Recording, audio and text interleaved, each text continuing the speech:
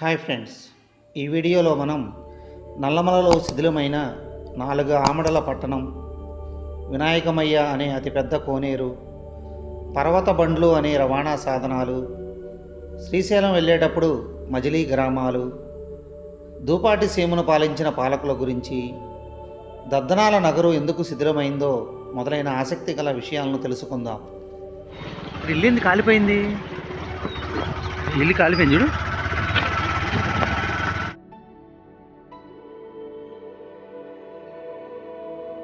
పెద్ద పెద్ద నూతులు, దిగుడు బావులు లాంటివి తవ్వారు.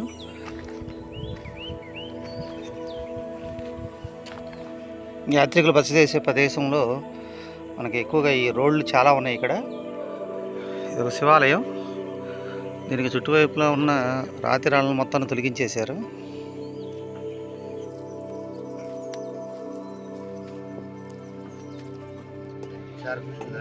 కూర్చుంటా.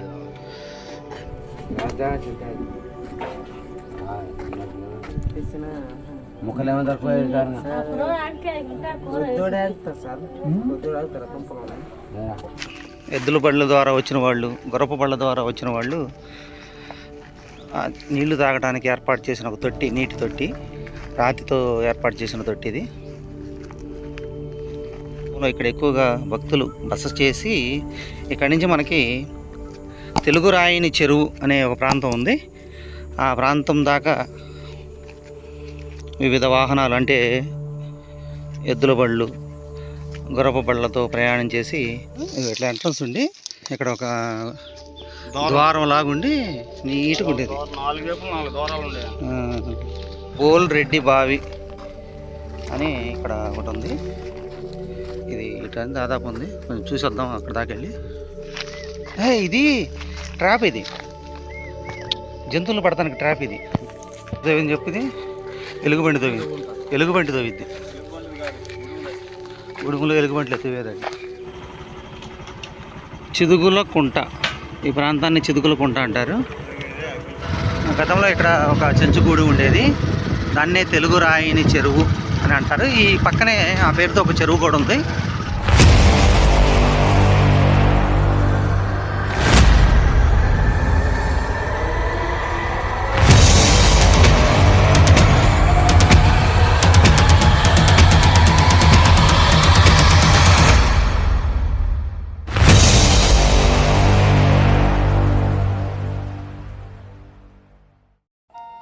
మనం నల్లమలలో ఎన్నో చారిత్రక ప్రదేశాల గురించి తెలుసుకున్నాం. నల్లమలలో శిథిలమైపోయిన 4 ఆమడల పట్టణం, వాటి ఆనవాళ్ల గురించి పూర్తి చారిత్రక ఆధారాలతో మనం ఈ వీడియోలో తెలుసుకుందాం. ఆమడ అంటే 13 కిలోమీటర్ల దూరం, అంటే దాదాపు 50 కిలోమీటర్ల విస్తీర్ణం కలిగిన ఒక మహాపట్టణం ఎందుకు శిథిలమైనది? ఇప్పటికీ చెక్కుచెదరని కోనేరులు, దిగుడు బావులు, శిథిల శివాలయాలను చూస్తుంటే మనసు ద్రవించక మానదు. ప్రాచీన కాలంలో చాలామంది యాత్రికులు శ్రీశైల క్షేత్రాన్ని దర్శించటం అపురూపంగా భావించేవారు. చాలామంది తమ జీవితకాలంలో అసాధ్యంగా కూడా తలచేవారు. ప్రయాణ సౌకర్యాలు, రోడ్లు లేని ఆ కాలంలో వృద్ధులైన భక్తులు మాత్రమే ఈ యాత్ర చేయడానికి సాహసించేవారు. నిర్జన దుర్గమారణ్యంలో, దృష్టముఖ సంకీర్ణమైన అడవిలో నడవలేక పలు రకాల కష్టాలను ఎదుర్కోవలసి వచ్చేది. అయినా జన్మకో శివరాత్రి అన్న మోక్షాశక్తితో వేల సంఖ్యలో భక్తులు శివరాత్రి సందర్భంగా శ్రీశైల యాత్ర చేసేవారు. మార్గమధ్యంలో కలరా లాంటి అంటువ్యాధులు సోకి తోటి యాత్రికులు మరణించినా వెనకంజ వేసేవారు కాదు.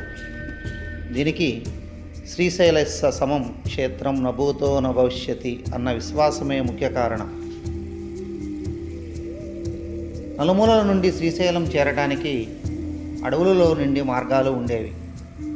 తూర్పున గుంటూరు ప్రాంతం నుండి వచ్చేవారు రైలు బండిలో మార్కాపురం రోడ్ స్టేషన్లో దిగేవారు. స్టేషన్ నుంచి పర్వత బండ్లు అని పిలువబడే 2 ఎడ్ల బండ్లలో దోర్నాల చేరుకొని అక్కడ నుండి చింతల గ్రామానికి పైకప్పు లేని ఎడ్ల బండ్లపై ప్రయాణించేవారు. దోర్నాల నుండి శ్రీశైలం వెళ్ళడానికి 7 మజిలీ గ్రామాలు ఉండేవి. చింతల, జంగాల మిద్దె, పెదారుట్ల, చినారుట్ల, శిఖరం, నగరం, దేవాలయం. చింతల నుండి ఆలయం దాకా 95 కిలోమీటర్లు. బండ్లు కూడా వెళ్ళే వీలు లేదు. ఎవరైనా నడిచి వెళ్ళవలసిందే. ధనవంతులు డోలీల మీద, గుర్రాల మీద వెళ్ళేవారు. వినకొండ నుంచి వచ్చే యాత్రికులు తూర్పు ద్వార క్షేత్రమైన త్రిపురాంతకం, ఎర్రగొండపాలెం, వెంకటాద్రిపాలెం, దద్దనాల నగరు మీదుగా తెలుగురాయిని చెరువు చేరుకునేవారు. అక్కడ నుండి కాలినడకన చుక్కల పర్వతం, దీనినే శోభనాల కొండ అంటారు, దీనిని ఎక్కి చినారుట్ల మీదుగా మార్కాపురం దారిలో చేరుకొని శ్రీశైలం దర్శించేవారు. అయితే ఈ మార్గం చాలా ప్రమాదమైంది. ఈ మార్గంలో నేను గతంలో ప్రయాణం చేశాను. ఆ వీడియో లింకును క్రింది డిస్క్రిప్షన్లో మీరు చూడవచ్చు. ఇంతకు తూర్పు ద్వారానికి సంబంధించిన సమాచారం తెలుసుకున్నటకు కారణం, ఈ మహానగరం ఉన్నది ఈ దారిలోనే. ఇంతటి పట్టణాన్ని అభివృద్ధి చేసింది ఎవరు, నాశనం చేసింది ఎవరో మనం తెలుసుకోవాలంటే చారిత్రక ఆధారాలను పరిశీలించాలి. ఆ మహానగరం పేరు దద్దనాల నగరు. దద్దనాల అంటే అర్థం ఏమిటి? ఏ ప్రదేశాలను దద్దనాల అని పిలుస్తారు? దద్దనాల అనే పేరు మీద మన రాష్ట్రంలో చాలా ప్రాంతాలు ఉన్నాయి. అయితే నల్లమలలో ఉన్న ఈ దద్దనాల నగరు చాలా ప్రత్యేకం. రాజాంతఃపుర స్త్రీలు సతీ సహగమనం చేసిన ప్రాంతాన్ని దద్దనాల అనేవారట. గోల్కొండ రాజధానిగా ఆంధ్రదేశాన్ని కుతుబ్ షాహీ వంశం పరిపాలిస్తున్న కాలంలో త్రిపురాంతకం దగ్గర ఉన్న దూపాటి సీమను అబ్దుల్ కుతుబ్ షా సామంతుడిగా సాయపనేని గంగప్ప నాయుడు 1626 సంవత్సరం నుండి 1630 ప్రాంతం వరకు పాలించెను.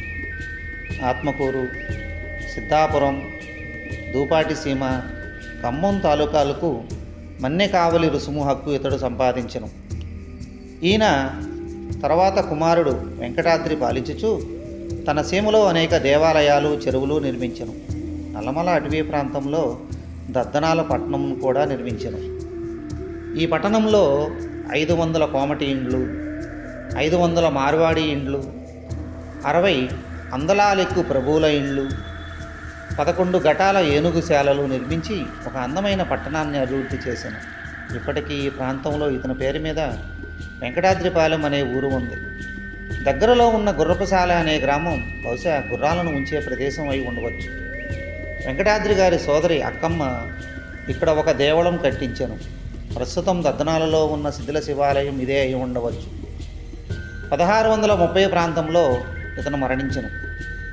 1680 ప్రాంతంలో దూపాటి సీమను చిన్న వెంకటాద్రి పాలిస్తున్న కాలంలో రుసుముల వసూలుకై తన దండును తీసుకొని వెళ్ళిన సమయంలో ఫక్రుల్లా అనే దోపిడీదారు అమీరు గోల్కొండ నవాబుపై కక్షబూని దద్దనాలపై ముట్టడి సెల్పి అచట యుద్ధంలో పెద్ద వెంకటాద్రి మొదలగు అనేక వీరులను సంహరించి పట్టణమంతయు దోచి 96 లక్షల రూపాయల ఖజానా హరింపగా అచట మానవతులకు కోటలోని స్త్రీలందరూ అగ్ని ప్రవేశమైపోయిరి. చిన్న వెంకటాద్రి వచ్చి చూసి విరక్తిచే ఆత్మహత్య చేసుకునేను. అటు తర్వాత మరో 2 సార్లు ఈ పట్టణం దోపిడీకి గురైంది. 19వ శతాబ్దపు ప్రథమార్థంలో ఈ ప్రాంతంపై అధికారం ఈస్ట్ ఇండియా కంపెనీకి వచ్చింది. ఈ ప్రదేశానికి వెళ్ళటం నేను 2వసారి. మొదటిగా వెళ్ళినప్పుడు కేవలం దద్దనాల అంటే ఆంజనేయ స్వామి గుడిగా ప్రాముఖ్యత చెందినది. అక్కడ నేను చూసిన శిథిల శిల్పాలు, బావులు, శిథిల శివాలయం, ముఖ్యంగా అద్భుతమైన శిల్ప సంపద కలిగిన కోనేరు నన్ను ఆకట్టుకున్నాయి. దీనిని వినాయకమయ్య కోనేరు అని కొందరు అంటున్నారు. కోనేరు దాటి కొంచెం ముందుకు వెళితే బోల్రెడ్డి బావి అనే ప్రాంతం, తర్వాత చిదుగుల గుంట, ఆ తర్వాత కొంచెం ముందుకు వెళితే తెలుగురాయిని చెరువు అనే ప్రాంతం, ఆ తర్వాత శోభనాల కొండ అనే ప్రాంతం వరకు వెళ్ళి గత కాలంలో మన పూర్వీకులు నడిచిన నేలను చూసి సంతోషించాం. ఇంతటి ఘనచరిత్ర కలిగిన పట్టణం కనుమరుగైపోవటం చాలా బాధాకరం. తెలుగురాయిని చెరువు అనే పేరు విన్నప్పుడు నాకు కొంత ఆశ్చర్యం కలిగింది. మన తెలుగు జాతిని ఏలిన మొదటి రాజు ఆంధ్ర మహావిష్ణువు. ఇతనికే ఆంధ్రా నాయకుడని, తెలుగురాయుడని పేర్లు ఉన్నాయి. ఇంతటి మహాపట్నానికి సరిహద్దులుగా తూర్పున అల్లిపాలెం, పడమర బూదేటికుంట, ఉత్తరం బక్కావులకొండ, దక్షిణం పాకలేనికొండ సరిహద్దులుగా ఉన్నాయని తెలుస్తున్నాయి. ఈ ప్రాంతం టైగర్ రిజర్వ్ ఫారెస్ట్ కావడం వల్ల అనుమతి లేనిదే ఇక్కడికి వెళ్ళలేము.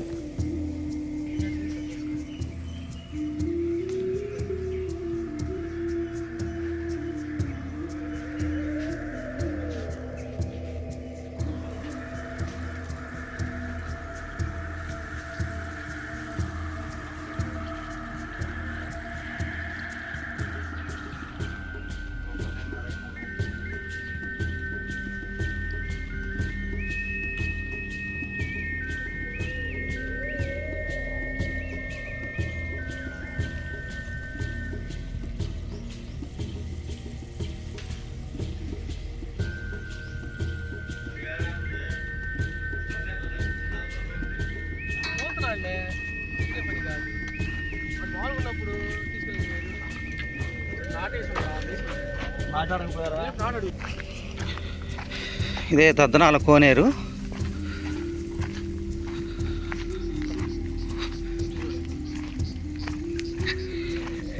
ఈ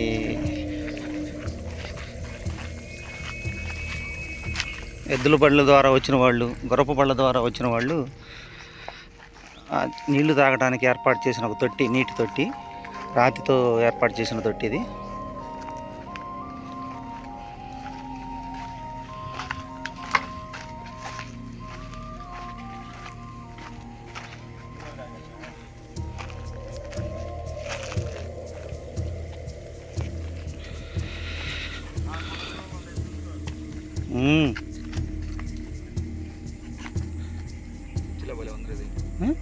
చూడు అసలు ఎంత పెద్ద కోనేరు.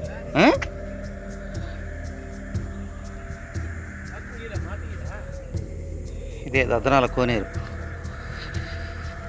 ఈ దద్దనాల కోనేరు ప్రాంతంలో ఇక్కడ ఎక్కువగా భక్తులు బస చేసి, ఇక్కడి నుంచి మనకి తెలుగు రాయిని చెరువు అనే ఒక ప్రాంతం ఉంది. ఆ ప్రాంతం దాకా వివిధ వాహనాలు అంటే ఎద్దుల బళ్ళు, గుర్రపు బళ్ళతో ప్రయాణం చేసి అక్కడి నుండి కాలినడక మార్గంలో శ్రీశైలం చేరుకునేవారు. చూడండి, ఈ రోజుకి కూడా ఇది చాలా ఎంతో నీట్గా ఉందో చూడండి. దాదాపు ఈ కింద మాత్రం ఎవరో కొన్ని రాళ్ళు తీసేసినట్టున్నారు. అంతేకాక వీటికి 4 వైపులు కూడా 4 ద్వారాలు ఉండేవి.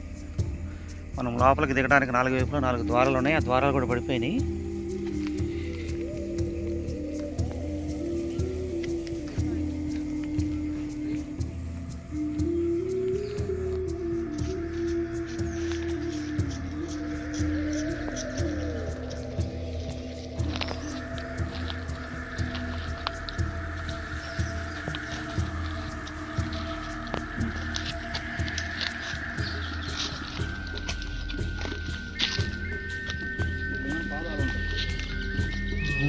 కాదా అటు ఆపోజిట్ చిక్కారా?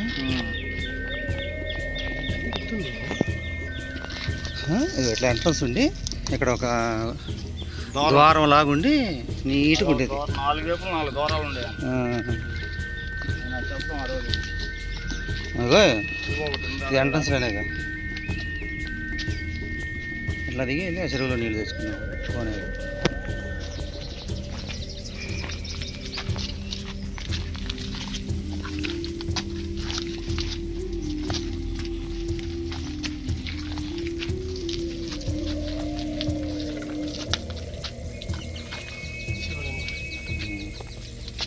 శివలింగం అది.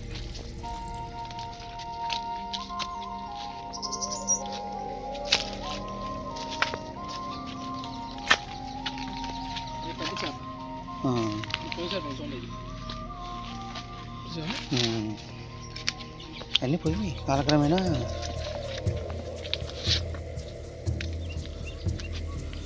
అదేంద్రు ఏనుగు నాగపామా?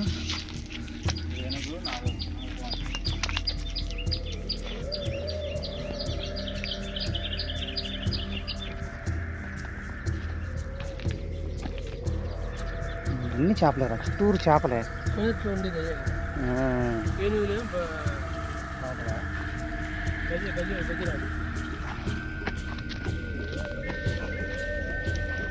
గుర్రం కూడా ఉంది చూడు.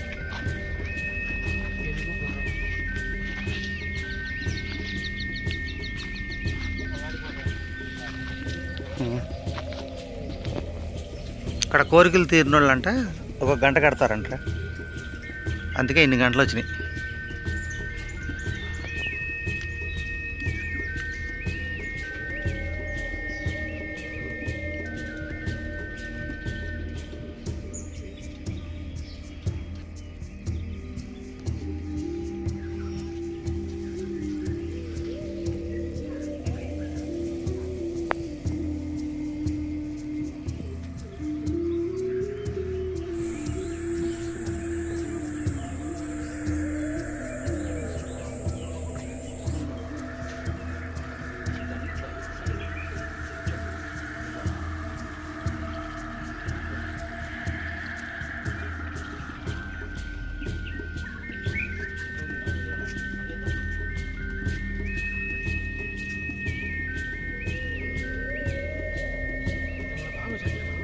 నిన్న బాగా వచ్చారు.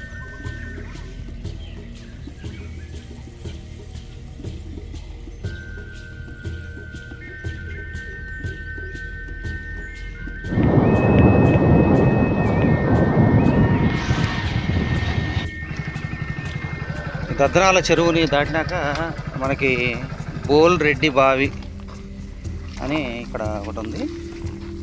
ఇది ఇటు దాదాపు ఉంది, కొంచెం చూసేద్దాం అక్కడ దాకా వెళ్ళి.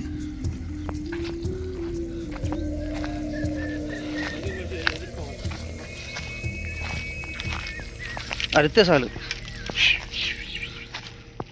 అది చూడు, ఆ చెట్లలో ఉన్నది బావి. ఇది కాదు, ఇది రాళ్ళ గుట్ట. ఇది ట్రాప్, ఇది జంతువులు పడతానికి ట్రాప్. ఇది మేము పోయినసారి కూడా చూసాం. ఇట్లకి వెళ్తాయి.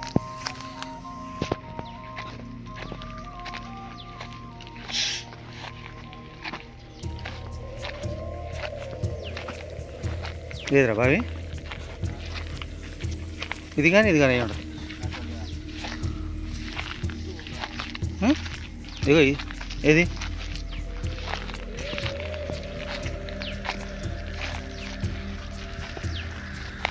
ఊడిపోయి ఉంటుంది నాకు తెలిసి బావి. ఇగో ఇదే ఇదే ఇగో ఈ రాళ్ళు కొట్ట. అంటే ఈ ప్లేస్నే బోల్రెడ్డి బావి అంటారు. అది ప్రస్తుతానికి పూడిపోయింది. గతంలో బోల్రెడ్డి అని తవ్వించి ఉంటాడు ఈ బావిని. తవ్వింది చెప్పింది ఎలుగుబంటి తవ్వింది. ఎలుగుబంటి తవ్వింది. ఉడుములు ఎలుగుబంట్లు ఎత్తివేదండి.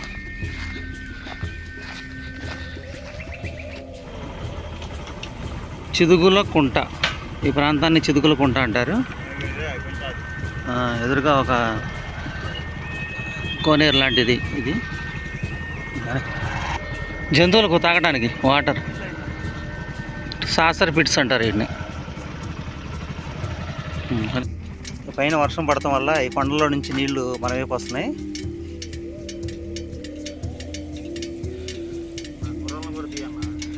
ఇదే తెలుగురాయిని చెరువు ప్రాంతం. ఈ దారిలో కొంచెం ముందుకెళ్ళి ఆ కనిపించే ఆ కొండను ఎక్కితే దాన్నే శోభనాల కొండ అంటారు. ఆ కొండకి మెట్లు ఉంటాయి. మెట్ల మార్గం ద్వారా పైకి వెళ్ళొచ్చు అనమాట. పైకి వెళ్ళి అక్కడి నుంచి మనం శ్రీశైలం చేరుకునే మార్గం ఉంటుంది. గతంలో ఇక్కడ ఒక చెంచుగూడు ఉండేది. దాన్నే తెలుగురాయిని చెరువు అని అంటారు. ఈ పక్కనే ఆ పేరుతో ఒక చెరువు కూడా ఉంది. ఆ చెంచుగూడు మొత్తం ఇక్కడ నుంచి తరలించబడటం వల్ల ఇక్కడ ఈ ముళ్ళ మండలు లేసి ఉన్నాయి. మనం పాత చెంచు పెంటలు కనిపెడటానికి ఒకటే, అక్కడ తుమ్మ చెట్లు ఎక్కువగా ఒక అడవిలాగా మొలిచి ఉంటాయి. తుమ్మ చెట్లు మొలిచినాయి అంటే అది గతంలో ఒక పెంట అని అర్థం అనమాట.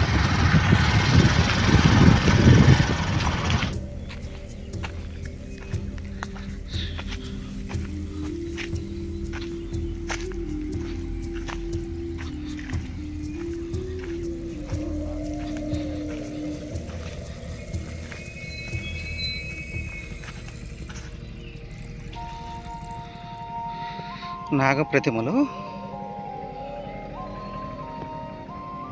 చెంచులు నాగప్రతిమలను కూడా ఎక్కువగా పూజిస్తూ ఉంటారు.